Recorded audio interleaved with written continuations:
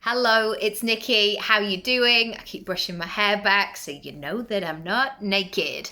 Let's talk about capacity today and not ignoring what the heck is going on. So I recently, last night actually, I found out that and I'm so excited, I'll tell you more about it later. I found out that I am going to be doing something which has a 10-week commitment. I know, a weekly commitment for 10 weeks.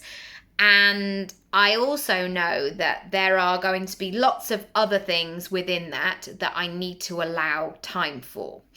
And this is the beauty, I guess, of my business model. And I guess what's important to me is that when I started 23 years ago, I knew that I wanted to build a really flexible model which would allow for other opportunities or last minute calls or for things to come in, surprises essentially. And sometimes those surprises are, can you come and pick your child up from school because they have hurt themselves, or like all of those sorts of things. Or sometimes, those moments where you just have to drop everything and go. We had a plumbing thing in our old house once, and I remember I was like, okay, I'm just gonna have to cancel the rest of my afternoon and work out this plumbing thing. But today I want to talk about capacity and making really strong moves around your business, because I think also there's this pressure that even though other things might come in that or come in at a different space, that you still have to do the same things or just pretend that they're not there. So I often think about those like Ninja Warrior or Wipeout or those sorts of things, where there's those sort of spinny things where people start and they jump and it's okay because they kind of find the rhythm. And then after a while, they kind of get a bit tired. And then the rhythm starts to go off. I mean, it's making me anxious just thinking about it. And then it starts to go a bit faster. And then there's maybe something in another direction that's going that way. Maybe there's stuff coming down from the ceiling. Maybe the underneath the ground starts to feel a bit wobbly.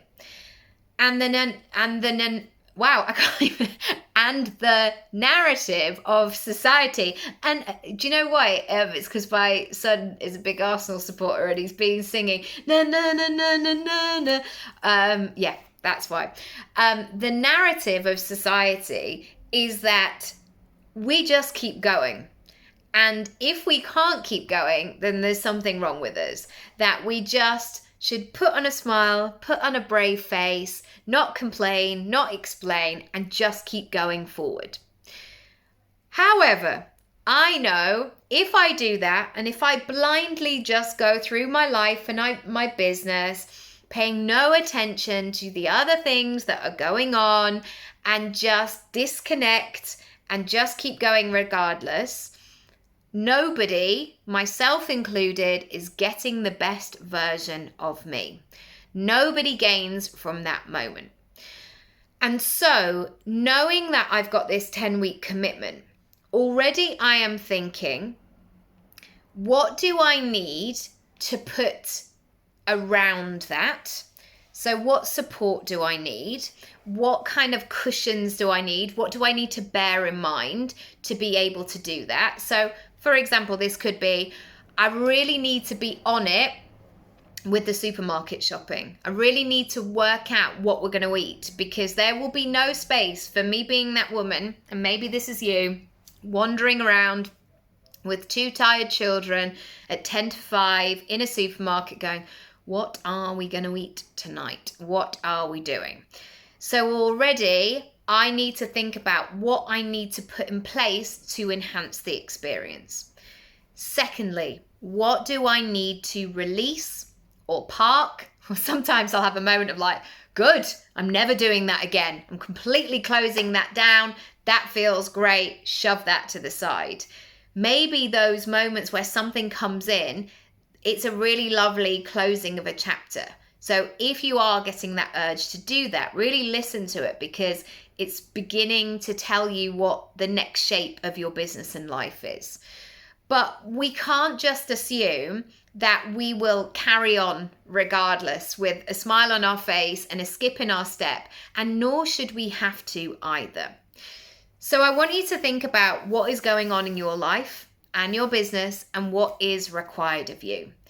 And ask yourself, how can you make your business model, your way of working, the way you're running your life? I know these are big questions, but I can go into more detail.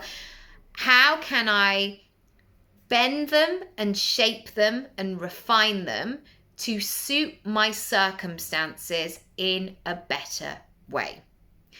Secondly, how can I shape my business model so it feels more aligned with my personality? Again, this sense that you have to be all things to all people. You have to be open in the morning, open at midday, open in the evenings, be here, there, and everywhere. I am somebody that likes to go to bed early because I love to be up early. I love that creative early morning time. So I don't have an open calendar in the evenings. If I select or if I choose to have somebody, work with me or go and do something, then I will open it up. But it's certainly not the norm for me. And it's not something I want to do every night. For years, I worked every weekend, every early morning, every evening. And now is not that time. So I don't want to do that. Finally, how can you make your business model really match your goals? It's so tempting to be all things for all things. People keep layering stuff on, and we really have to be discerning about what our version of success is.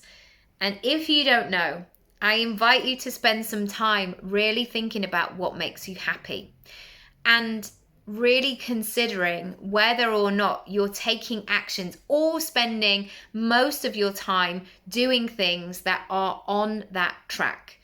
I'm not saying that it will be all happy clappy the whole time and that you can just, never have to do stinky admin or things that you don't enjoy doing. We know that that is part of the process. But what I mean generally is creating that business model that feels excellent, that feels good, that feels like you're the one who's meant to do this work. When you can tune into that, and that's when you always know, I get the kind of rubbing of the hands, but when you tune into that, I do that because I can feel it. And when you can feel it, your clients can feel it as well. And we equally know when we don't feel it. We equally know when we've been to a meeting or we've heard somebody do something or we've seen an interview and you instinctively have that moment of, I don't believe you, or you don't want to be here, or you're only talking about that product because you're trying to make money. Let's do business in a different way. Let's create business models that feel excellent. But that doesn't just happen overnight. It takes time and figuring things out. I can also help you to do this. Let's have a strategy session together.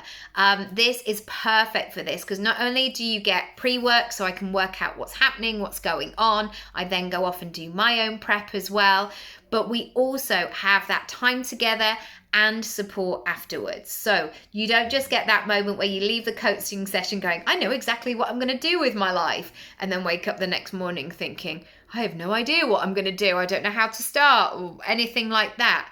I will be with you for that following week, really supporting you, really helping you to embed the next steps. So you see the results, you see how that action plays out in reality. So it's not just a lot of chat of like, you could do this or this could be exciting. It's not just about feeling inspired and motivated. It's about actually getting things in motion so you get what it is you want to be, do, have, and feel. If you want to find out more about my strategy sessions, go to nickyraby.com/strategy session, and I will see you next time. Any questions, as always, email me hello@nickyraby.com, and I'll see you soon.